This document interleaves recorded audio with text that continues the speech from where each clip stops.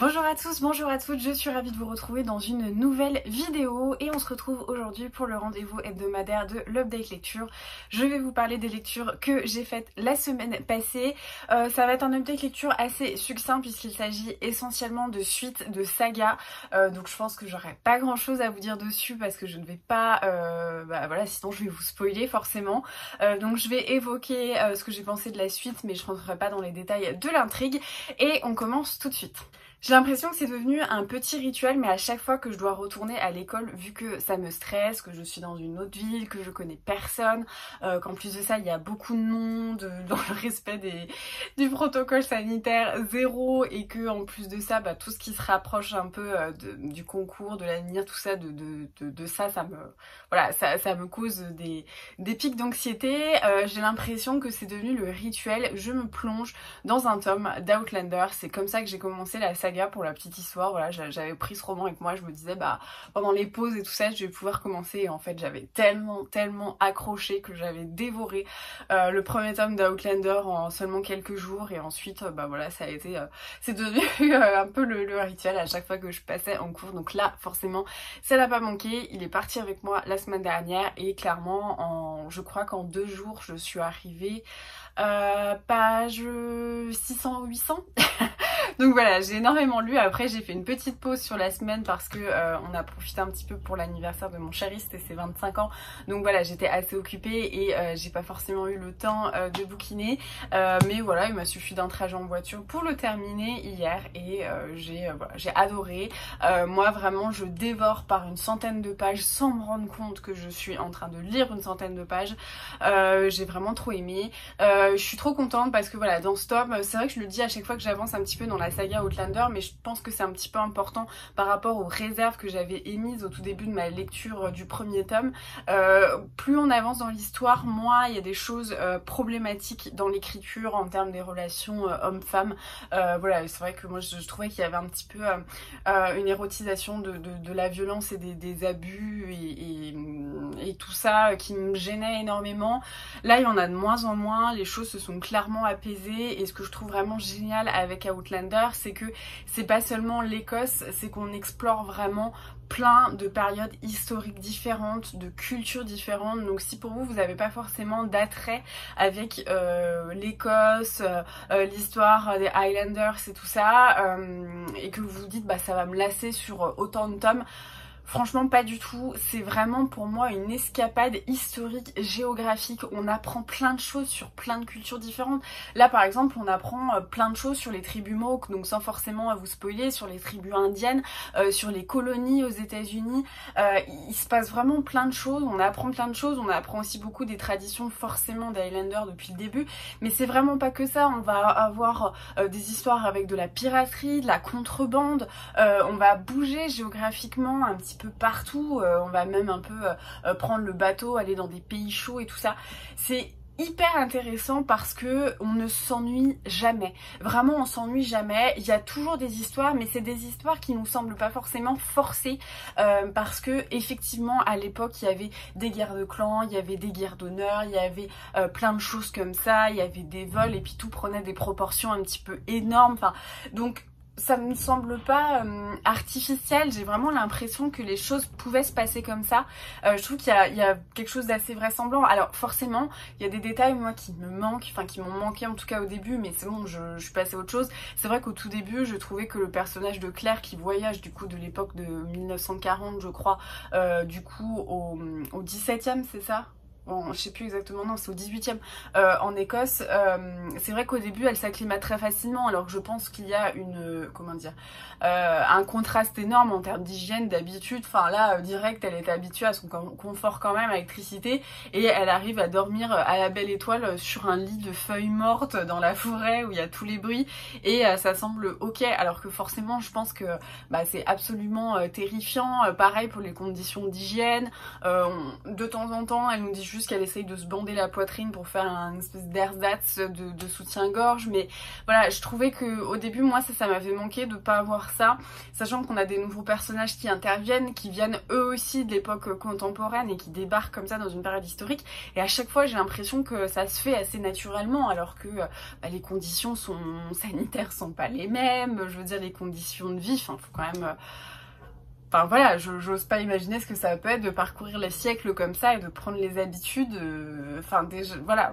Donc ça m'avait manqué un petit peu au début. Là forcément j'y fais plus attention parce que Claire elle est là-bas depuis quelques temps et il s'est passé plein de choses, donc voilà. Mais c'est vrai que c'est quelque chose qui m'avait manqué sur le début, mais vraiment, voilà, moi mes réserves elles se sont effacées avec le temps parce que je trouve que c'est une saga historique assez incroyable et au-delà de plein de choses, c'est une saga historique, c'est-à-dire qu'on explore vraiment plein de contextes différents et je trouve ça assez passionnant. Donc là j'ai vraiment hâte de me plonger dans le tome 5. J'avais hyper envie de commencer en fait hier, limite direct à me dire allez je sors le tome 5, c'est bon c'est parti, mais le tome 5 c'est le plus gros, il est vraiment impressionnant, donc je sais pas si je vais le prendre parce que si je le prends voilà je vais lire que ça pendant 2 semaines, ça va pas forcément vous intéresser, mais en tout cas j'ai passé un excellent moment de lecture et je peux que vous conseiller du coup la saga Outlander parce que vraiment moi je me régale à chaque tome, donc n'hésitez pas. J'ai également continué la saga manga Bright Stories, donc j'ai lu le tome 2 et le tome 3, c'est publié aux éditions Kiun par Kaoru Mori et c'est un seinen donc, et j'ai trop aimé, voilà je suis trop à fond. Normalement je vois mon amie Estelle samedi je crois, donc je vais voir avec elle si elle peut m'emmener la suite parce que j'ai trop aimé. Donc on est toujours dans ce manga que je vous ai présenté la semaine dernière, donc avec Amir qui a une vingtaine d'années, qui est envoyé dans un petit village voilà, dans un petit village, on est en Asie centrale, et donc elle va devoir épouser Kalkook, je sais plus comment il s'appelle, mais bon bref, qui est donc le fils un petit peu du chef du village, qui lui a 13 ans, donc on a un petit peu la différence d'âge. Et ce qui se passe c'est que on découvre énormément de choses sur la culture. Moi je trouve que c'est pareil, c'est des petits écrins historiques comme ça, où avec une histoire, une fiction, on arrive à avoir un aperçu un petit peu de l'époque. Alors je ne sais pas, parce que je ne suis pas historienne, à quel degré, à quel pourcentage de vraisemblance on se place, mais en tout cas moi je trouve ça passionnant, et puis le dessin est incroyablement magnifique, vraiment les costumes, tout ça c'est sublime. Ici on avance un petit peu, et ce que je remarque, alors moi au début je pensais que l'histoire serait vraiment centrée autour de Amir, et en fait pas du tout. J'ai l'impression que chaque tome explore un petit peu la vie d'une femme, et surtout par rapport à la place du mariage. Donc voilà le titre. Je pense que ça pouvait donner un indice, mais j'étais pas trop sûre au début. Par exemple, on va rencontrer une jeune fille qui n'arrive pas à se marier, donc le père est vraiment saoulé.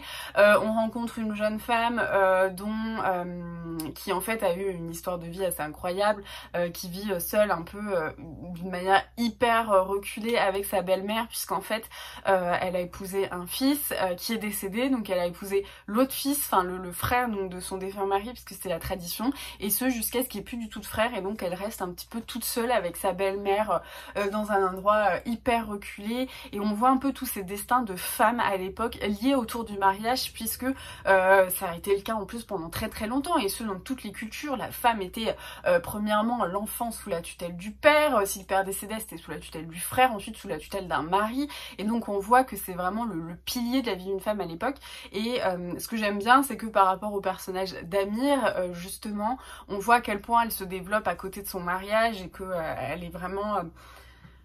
c'est une personne assez intelligente et tout ça. On voit les liens d'affection un petit peu qui se créent, mais forcément d'une manière assez complexe, puisque c'est une jeune femme de 20 ans avec un enfant de 13 ans. Mais c'est super intéressant, et j'ai trop hâte de continuer. Vraiment c'est très beau. Moi je trouve ça magnifique si vous cherchez un manga historique. Moi je sais qu'on m'avait beaucoup parlé de Reine d'Égypte, mais moi voilà, le trait de crayon à Reine d'Égypte, j'ai pas trop aimé les gros boobs, le harem, les tenues trop sexy. Là clairement c'est juste magnifique en termes termes de costume, enfin regardez un petit peu le travail qu'il y a à l'intérieur, c'est vraiment super beau.